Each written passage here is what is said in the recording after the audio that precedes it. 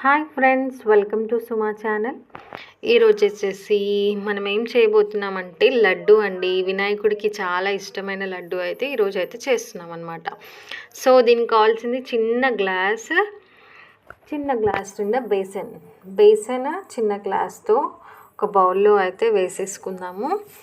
వేసుకున్న తర్వాత దీనికి తగినంత వాటర్ పోసి, చూడండి ఎక్కువ ఒకటేసారి వాటర్ పోసుకోవద్దు, కొంచెం కొంచెం మనం వాటర్ పోసి మిక్స్ చేయాలండి. బాగా మిక్స్ చేస్తే మనకి లడ్డుకు కావాల్సిన బ్యాటర్ అయితే రెడీ అవుతుందండి. చూడండి మీకు చూపిస్తాను ఇప్పుడు కన్సిస్టెన్సీ అనేది ఎలా ఉండాలో. చూడండి మంచిగా మిక్స్ చేసుకోవాలి మన బేసన్ని. చూడండి కొంతమంది సోడా కూడా వేస్తారు, నా సోడా వేయకపోయినా ఏం కాదండి. చూడండి బ్యాటర్ అనేది ఇలా ఉండాలి పిండిది. దాని తర్వాత స్టవ్ మీద ఆయిల్ హీట్ ఎక్కిన తర్వాత ఇలా మనం ఒక అన్నంది చెంచా ఉంటుంది కదా అండి, తీసేసుకొని ఒక గంటతో బేసన దాన్ని రౌండ్గా తిప్పి ఇలా అయితే వేసుకోవాలి.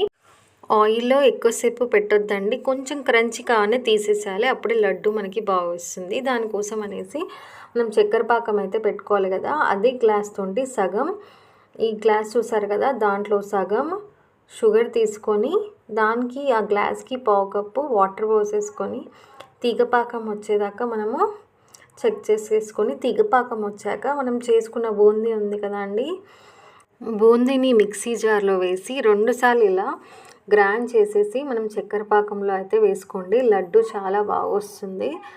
చూడండి ఇలా అయితే చక్కెర పాకంలో వేసుకున్న తర్వాత అది కొంచెం దగ్గర పడుతుంది కదా అండి, అప్పుడు ఒక ప్లేట్లో వేసేసుకొని ఇలా లడ్డూలు ఇలా చేసుకోవచ్చు అనమాట. మనం ఇంట్లో చేసి వినాయకుడికి పెట్టడం వల్ల చాలా హ్యాపీనెస్ అనేది మనకు అనిపిస్తుంది కదా అండి. సో మీరు కూడా ఇలా లడ్డు చేసి వినాయకుడికి ప్రసాదంగా పెట్టండి.